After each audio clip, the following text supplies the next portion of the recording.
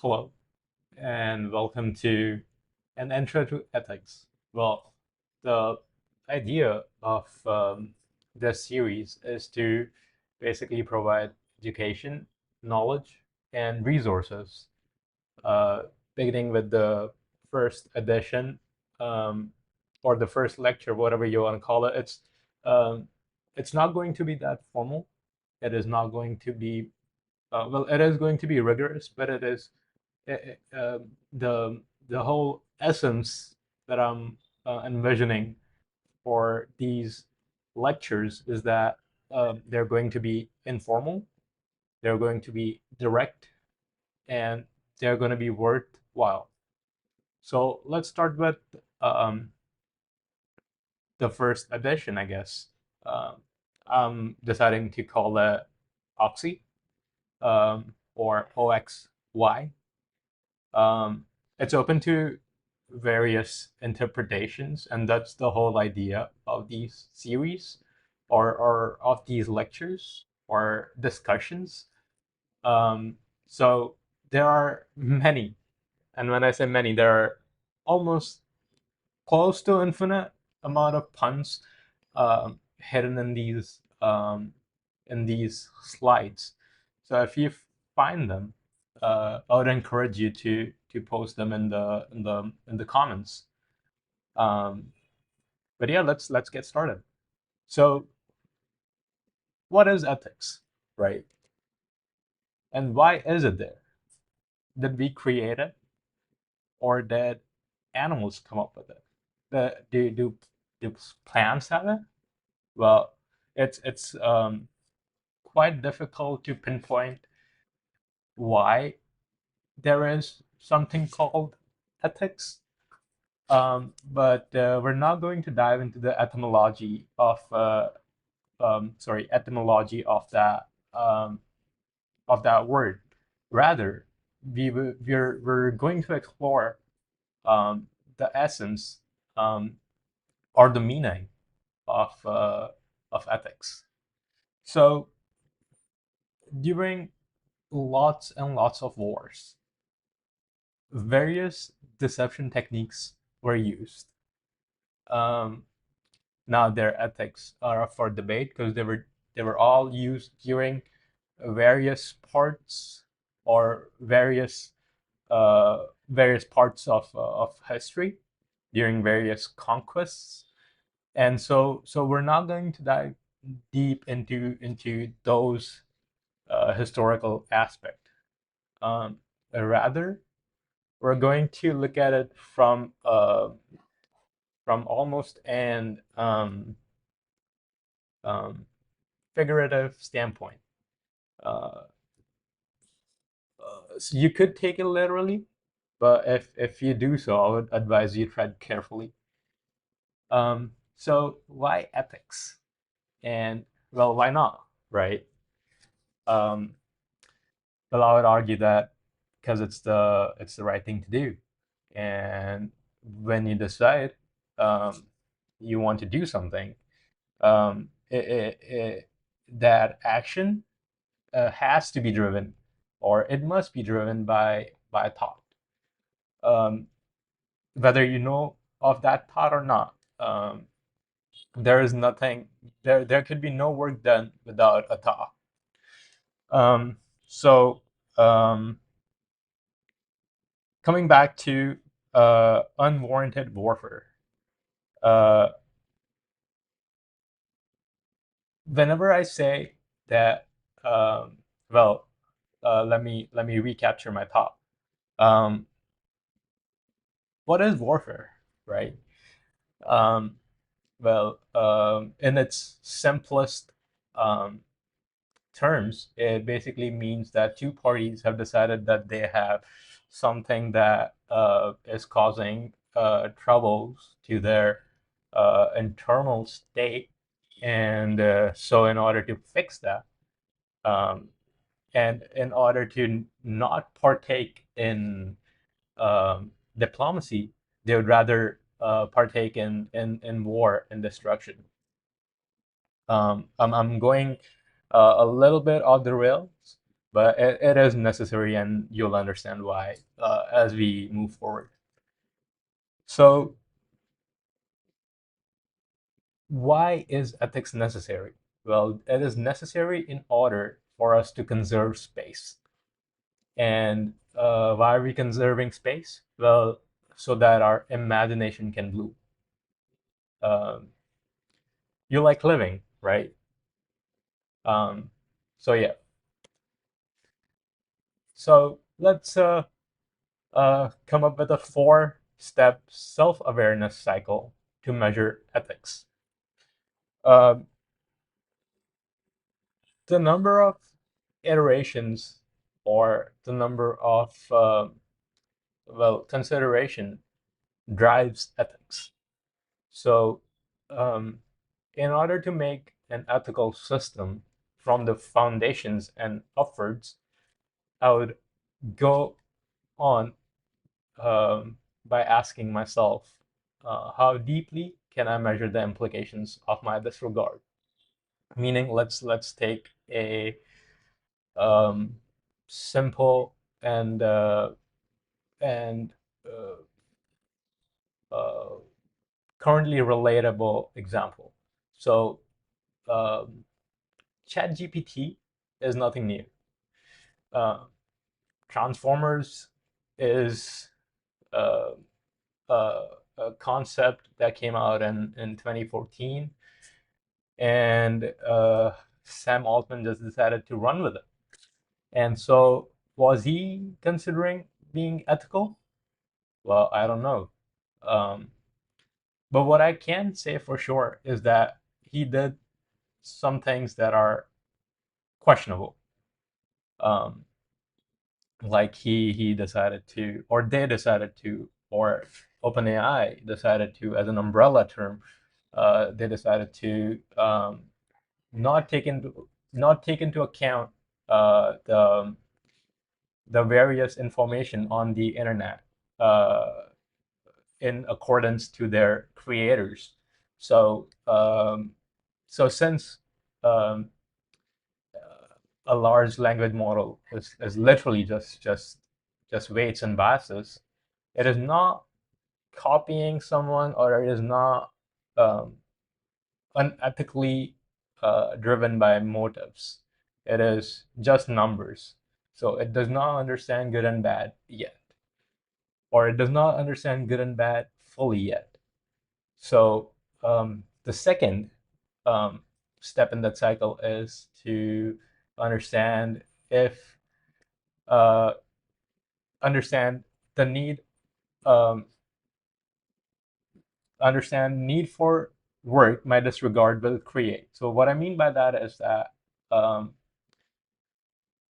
when I'm trying to do something, because remember, doing something is required, right? Like you have to do something, or else you're just thoughts.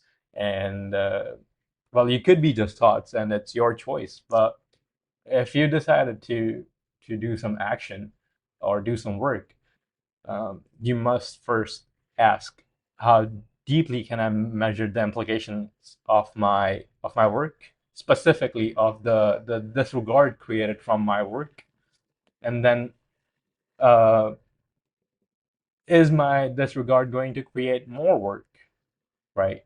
And when I say work, I only mean it in an objective sense um, of physical laws, right? So like I don't mean it abstractly, I mean it concretely, as in what the work definition is, like F physics, or sorry, work done is equals to force by distance.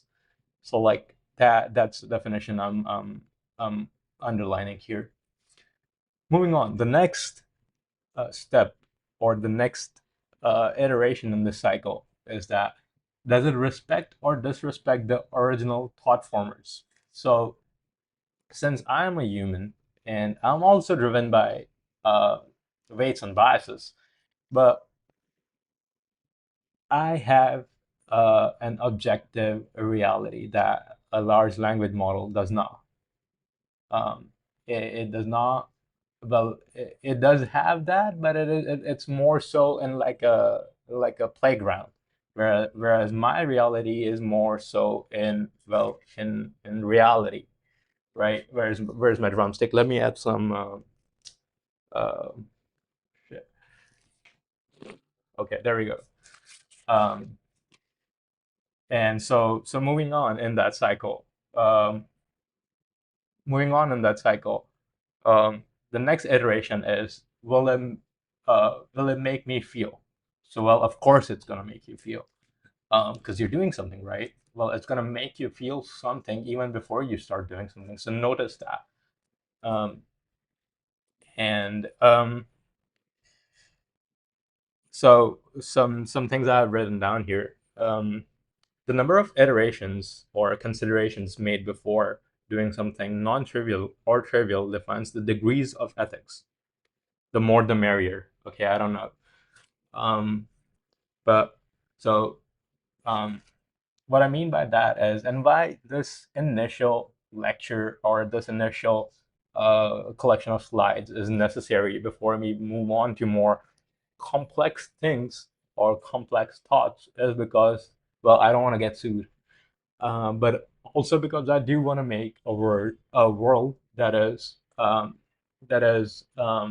livable, and not just like just livable. It's like it's an anon's dream to like touch grass, right? Like, so that kind of world. Um, if not doing justice in like um, transferring um, uh, what I'm trying to convey, then I'm sorry. But I promise, as we move forth, I'll get better. And finally, this is not a step in the cycle, or this is not an iteration in the cycle. It's just something that I felt when I was making these slides, and that is, recursion is not futile. So many of you might not even know what recursion is, but my background is in, or my schooling is in computer science. And so I have a little bit of understanding as to what recursion is. And the idea is that you are trying to solve something by repeating the initial condition, manipulated a little bit, and then uh, it kind of like repeats itself until it solves itself. And uh, well, it'll keep on trying to solve itself, whether it is going in the right direction or not. And so that's why you have to have an exit loop in all kinds of recursion, or at least that's what my understanding of it is. So moving on, um, basic mathematics. So I should have added basic mathematics to tackle, or to understand, ethics. Um, so why are we using mathematics to understand something more abstract? Well, well, that's what literally what the idea of mathematics is, right? Um, you're trying to model something. Um, it could be as abstract as like the black hole, or it could be as literal as 2 + 2 is equals to 4. Um, so everything subjective or objective could be modeled using mathematical brevity. Um, and so the keyword here is brevity. Um, Sorry, let me just check what slide I'm on. I think this is the third one. Yes. So the more you think, the better you create. Uh, work. Um, well, no, that's okay. Let's go back a little bit. Yeah, right here. So in the third step of the cycle, so the cycle is basically how deeply can I measure the implications of my disregard. So initially, I have a thought. I first understand what is sparking that thought, and then I'm trying to understand if there's some work then through the use of this thought. Uh, what are the implications of the disregard that I am unable to fully comprehend will create? So we're basically um, trying to like consider both sides of a coin.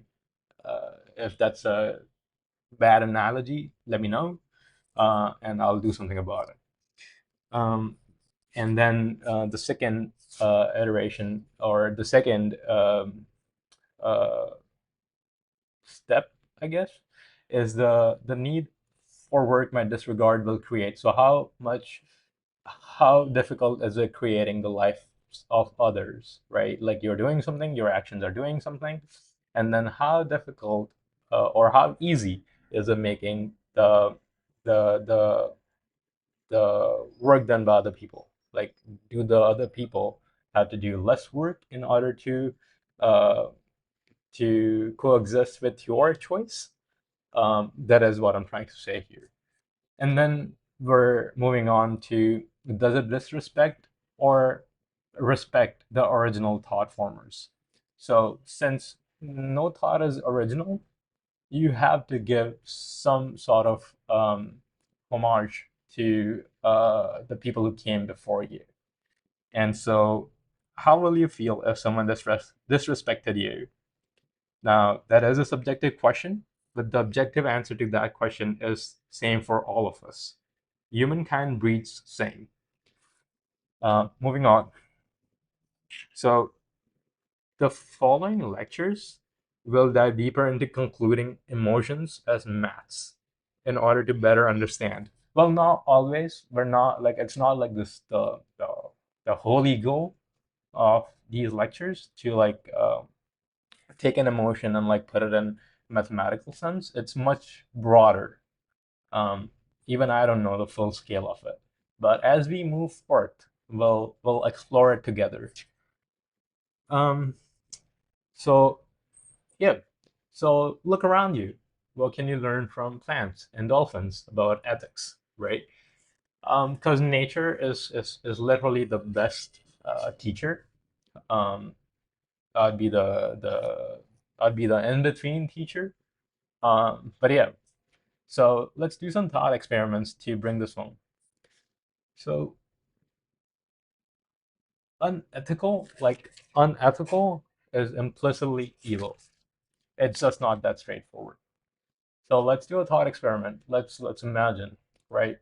Uh, there's M.K. Gandhi, there's Adolf Hitler, and there's Martin Luther King Jr. all on the same team, right? And so now there's this question in itself is ambiguous because like I'm not telling you if they're like all babies at this point, right? They could be, right? So that is exactly what I want you to do in this thought experiment. Associate like that term MK Gandhi to a person, but also to what they could have been, right? Or to what they are, right? Do all of those analogies first, and then whatever conclusion you come up with, put them in a team. Okay, put them in one team. Okay, so these are your three people, and then there are three more people. And for arbitrary reason, I'm picking Nelson Mandela, Joseph Stalin, and Mao Zedong. So these three people. So now, just to make it really obvious, there's three good people here. That is like MK Gandhi, MLK Jr., and Nelson Mandela, and three evil ones. And so now, why am I saying literally that there is like three good ones and three evil ones? Well, because you can look it up literally, and you'll understand what is bad. Um, and so once you have those people separated into two teams, right? Now I want you to explore what they might be fighting about, right? Because like we all fight, like it's inevitable. But how we get together is kind of like the point. And so that's what I want you to do. Like imagine that. And just to point some things out here.